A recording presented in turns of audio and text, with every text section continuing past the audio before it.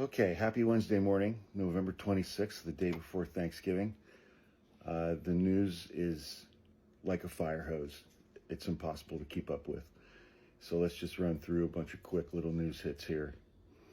Who leaked Steve Witoff's call with Putin's aide? Steve Witoff is who Donald Trump has put in charge of negotiating a Russia-Ukraine deal. He had a phone call with a top Putin aide, and somebody leaked a complete recording of the phone call.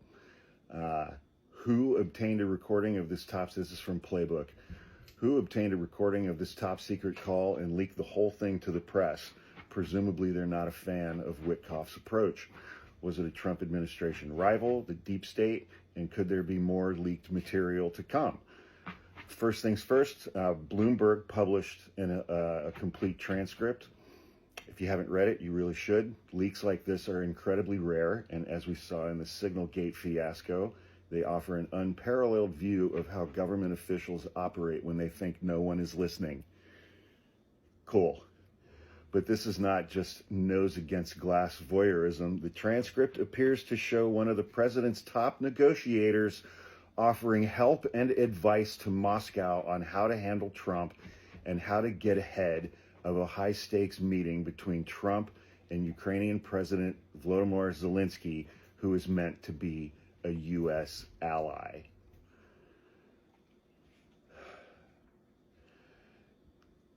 CNN is reporting Trump is brushing off concerns about Steve Witoff. Trump is brushing off concerns about his special envoy, Steve Witoff's engagement with the Kremlin after a transcript of a phone call provided rare insight into how the president's top negotiator advised his Russian counterpart. Said Trump, he's got to sell this to Ukraine. He's got to sell Ukraine to Russia. That's what a deal maker does. I haven't heard it, the recording, but I heard it was a standard negotiation, and I would imagine he's saying the same thing to Ukraine because each party has to give and take.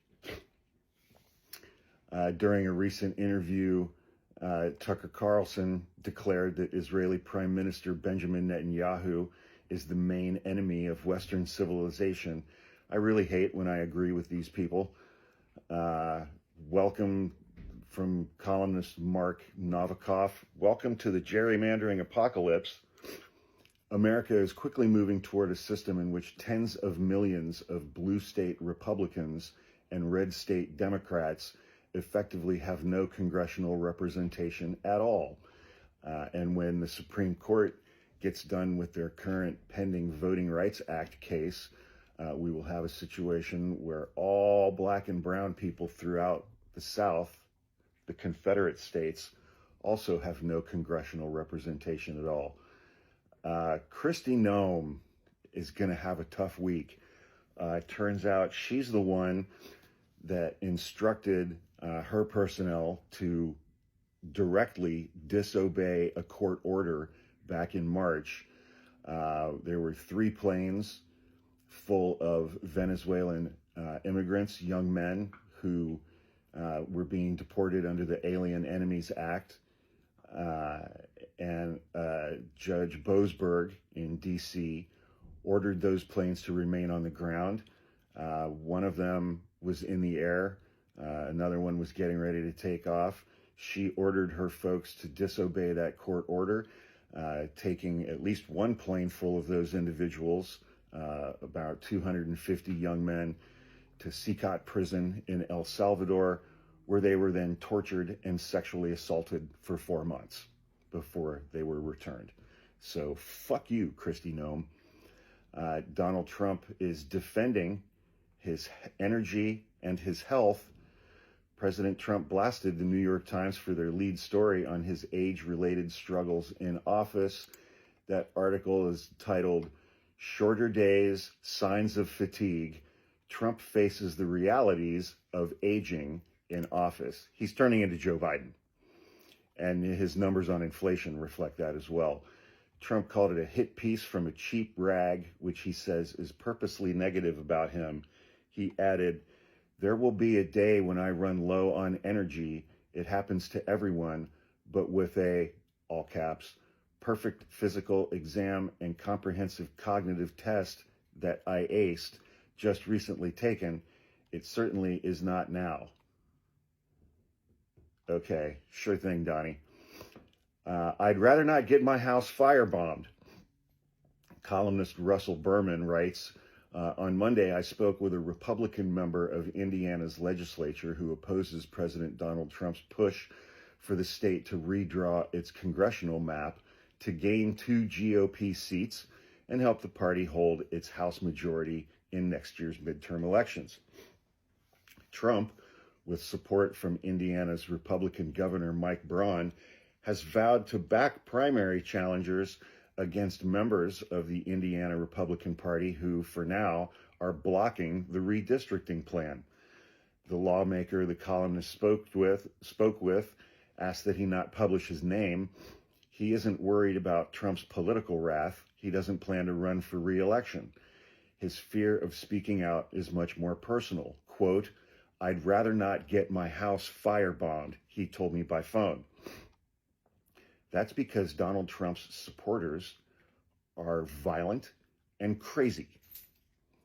And they do things like yesterday last night I did a TikTok about Democrat Jason Crow, who appeared in that military PSA video with 5 other Democrats, and they played on CNN 3 voicemails that he had received, all of which contained death threats against him and his family. But the left is the party of violence. Where's the Charlie Kirk crowd now? And that was after Donald Trump called for Jason Crow and those other 5 members of the House to be hanged for sedition and treason, sitting members of Congress. Trump and Republicans are no closer on an Obamacare fix. They don't want to fix it. They want to destroy it. I wish the media would get this right. They don't want to fix Obamacare. They want to destroy it. They don't think that government should have any role in healthcare for anyone in the United States. I wish the media would just get it right. Also from Bloomberg, President Trump decamped to his Mar-a-Lago resort in Florida late Tuesday for the Thanksgiving holiday. Can you imagine how badly Thanksgiving at Mar-a-Lago would just absolutely suck ass? Dry turkey. It's going to be the driest turkey that any of these people have ever had in their entire lives. With any effort to control spiking healthcare premiums still very much in flux. Mike Johnson said 3 weeks ago they have a healthcare plan ready to go.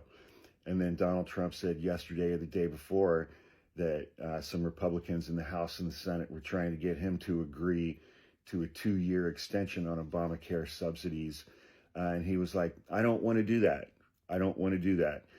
Explicitly stating right before the Thanksgiving holiday that his goal and what he wants to do, what he does want to do, is to take healthcare away from 20 million people and drive up healthcare premiums for literally every other single person in the United States. Stephen Miller's wife, Katie Miller, for some reason now has a podcast.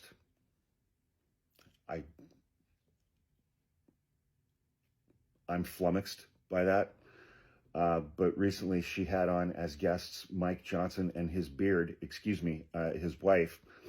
And Mike Johnson had the following to say about Donald Trump. We have this joke that I'm not really Speaker of the House. I'm really like a mental health counselor. And sometimes those are long counseling sessions, but we get that done.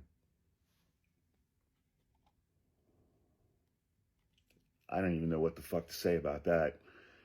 House Oversight Chair, this is from Politico, House Oversight Chair James Comer worries that his committee's probe into the Jeffrey Epstein files could be drowned out by conspiracy theories. Said Comer, I fear our report will be like the Warren report. Nobody will ever believe it. James, that's because you're going into it on explicitly partisan terms, and your report is not going to include the name Donald Trump one time, when in reality, the only name that appears more frequently throughout the Epstein files than Jeffrey Epstein is Donald Trump. And you're not going to include any of that. So why would anyone believe anything that you have to say. Tremendous news out of the state of Tennessee. I think we all have to get on board and do everything that we can to help this candidate, Afton Ben. There's an open congressional seat in Tennessee right now. There's a special election coming up. A new Emerson poll from Emerson and the Hill survey of the special election for U.S. Congress in Tennessee's 7th district finds 48% of voters supporting Republican Matt Van Epps and 46% supporting Democrat Afton Ben. This is winnable. This is winnable. FBI probe of Democrats sets off a furor.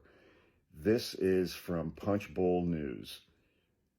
Here's another precedent that could come back to haunt Republicans on the Hill one day. President Donald Trump's administration is launching an investigation into Democratic lawmakers for a critical video posted to Twitter. The video, posted November 18th, featured 6 Democratic lawmakers with national security backgrounds telling military service members they shouldn't feel compelled to comply with illegal orders. That's the law. That's literally the law. They are obligated to disobey illegal orders. Service members must follow lawful orders under the Uniform Code of Military Justice and must disobey illegal orders. It's precisely the kind of Democratic video clip we've come to expect during the Trump era. Veterans, former intelligence officials, and others in the defense space taking a whack at the president in a manner that questions his fidelity to the nation's constitutional order. So the FBI is trying to arrange interviews with these 6 members of Congress, these 6 Democrats, House and Senate, for suspicious activities. If I was any of those 6 Democratic members of the House or the Senate, I would personally hand deliver a letter to Kash Patel telling him and the FBI to go fuck themselves. Pete Hegseth has said that he is also Secretary of Defense. He's also investigating Arizona Senator Mark Kelly and is going to institute court-martial proceedings against him. Ruben Gallego, also senator from Arizona, did, in fact, retweet that from Pete Hegseth and the Defense Department and told them to go fuck themselves. Fuck your investigation. And Pete Hegseth, of course, because these people are incredibly incompetent, has been tweeting directly at Mark Kelly about how this investigation is going to go, which is a direct violation of the Uniform Code of Military Justice and could result in the investigation and Mark Kelly being thrown out. Donald Trump is clashing with his architect over his big golden ballroom. Donald Trump has argued with the architect he handpicked to design a White House ballroom over the size of the project, reflecting a conflict between architectural norms and Donald Trump's grandiose aesthetic. Trump's desire to go big with the project has put him at odds with architect James McCreary II, sources said, who has counseled restraint over concerns that the planned 90,000 square foot addition could dwarf the 55,000 square foot White House in violation of a general architectural rule. Don't build an addition that overshadows the main building. Donald Trump is expanding his retribution push. Okay. And here's what I said earlier. Trump would rather not extend Obamacare subsidies. President Donald Trump told reporters on Tuesday that he doesn't want to extend expiring subsidies under Obamacare, also known as the Affordable Care Act, delivering a major blow to prospects of averting sharp premium hikes at the beginning of the year. Said Trump, "I'd rather not." Somebody said I want to extend them for 2 years. I don't want to extend them for 2 years. I'd rather not extend them at all. because fuck you people. Carolyn Levitt, White House press secretary, her sister-in-law, has been swept up in an ICE raid, leaving her 11-year-old nephew without a mother. Her 11-year-old nephew's mother, Bruna Ferreira, is now in custody at an ICE facility in Louisiana, facing deportation to Brazil after being in the United States for 26 years, marrying Carolyn Levitt's brother and having kids with him. The White House press secretary's sister-in-law is about to be deported. Anyway, I'm going to be on the road for a big chunk of today. So, be good to each other. Drive safe if you're traveling for the holidays. And don't talk to the cops. Happy Thanksgiving.